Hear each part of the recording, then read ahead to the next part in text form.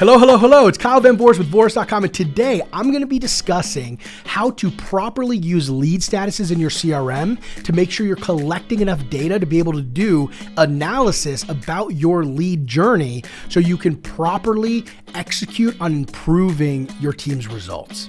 Let's dive right in.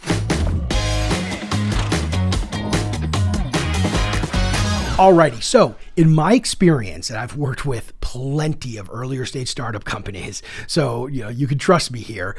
In my experience, lead statuses are one of the most underutilized features in a CRM, and I'm not going to stand by and let you make the same mistakes. It's super important that you're tracking what's going on with your leads, whether they be inbound or outbound, so that way you can properly do analysis of your team's efforts and identify either low-hanging fruit that you should be reaching out to that maybe you're not, but also what's going on with your leads in general. By using lead statuses, I've seen things as simple as, hey, we should be calling this list now, to things as extreme as we need to pivot completely as an organization. A lot of good insight can come from this data, but most people aren't tracking it. So in this video, I'm going to walk you through exactly how to track it, what lead statuses you should be doing, what those lead statuses mean, and I'll share a little bit about my experience using lead statuses to drive incredible results within organizations. So let's jump into a sheet that I have that's going to clearly outline all of the different lead statuses and how they work. All right, so here are the different lead statuses. I'm going to read through these here so that way you guys get an understanding, and I'll also add a little bit of color beyond just the description.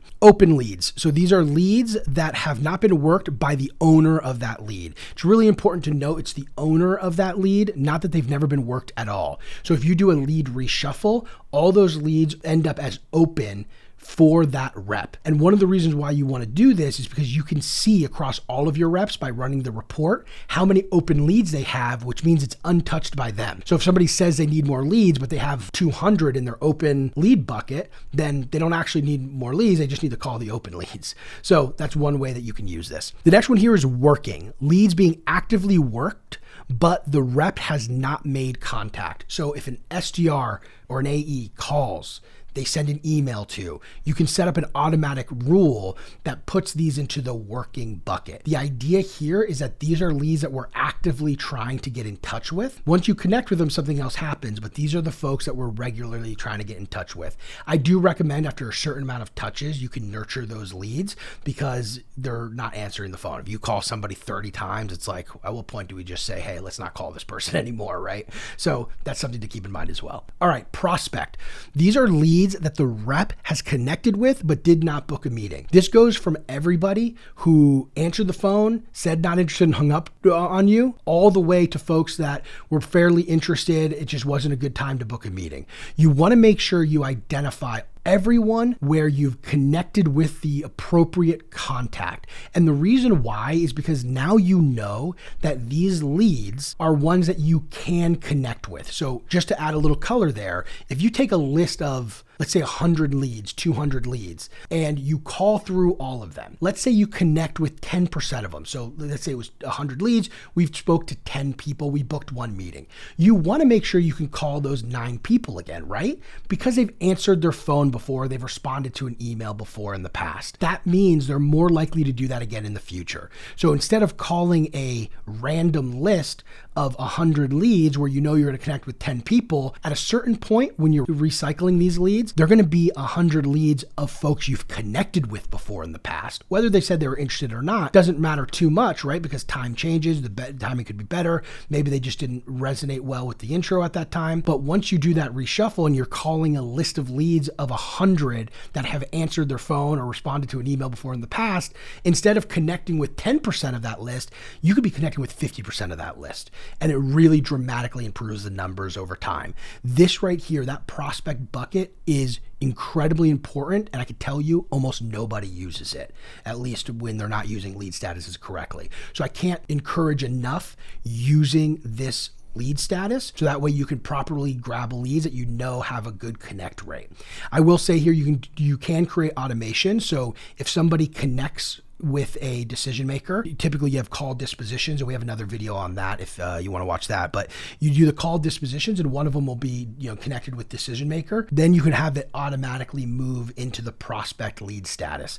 The other one would be if they replied to an email, you can have it automatically move into the prospect lead status. So you can automate this one. The next one here is disqualified. So leads that a rep has disqualified, meaning they're not a good fit for your solution. This should be coupled with a disqualified reason field where the rep selects why it was disqualified. This one's really important for understanding what your list is filled with, right? Because if the SDR or AE is disqualifying a lot of leads and the disqualification reason is maybe they're too small of an organization to implement your solution, we probably gave them a bad lead list, right? So you want to look at this disqualification and the different disqualification reasons, and they're going to be different for every company. Some of the common ones are they're too small. Another common one is they don't use a software that they're supposed to be using, things like this. That's something to keep in mind here because it's going to give you a lot of insight on your lead list. The next one here is bad data, and this is a great one for understanding how good your data provider is. This is simply just leads that have incorrect contact information. You call, the phone number's broken, the email bounces, that type of stuff. If you have high leads in the bad data bucket, then that means your list provider is probably not giving you the highest quality of data, and you might want to look into that. Something else that's nice is you can take those leads and you can enrich them with a different data provider and get some more leads out of this bad data bucket.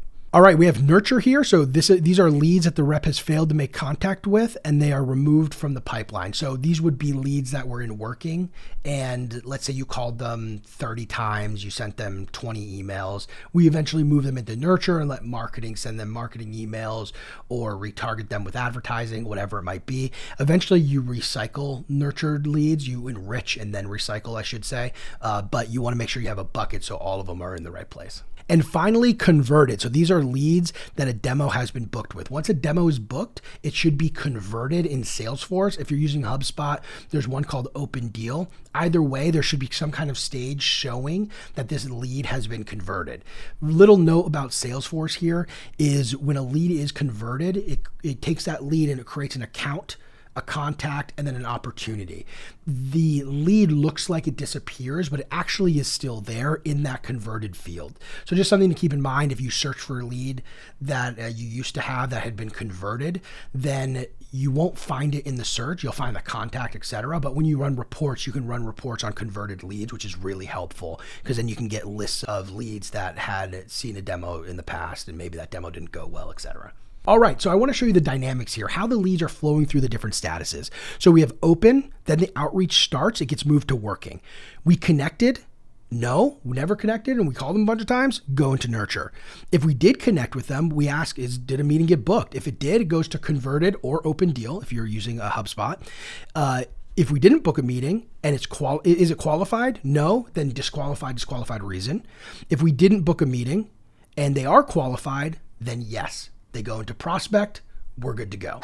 And that's it, folks. Pretty simple, but incredibly powerful. Like I said, too many companies are ignoring lead statuses.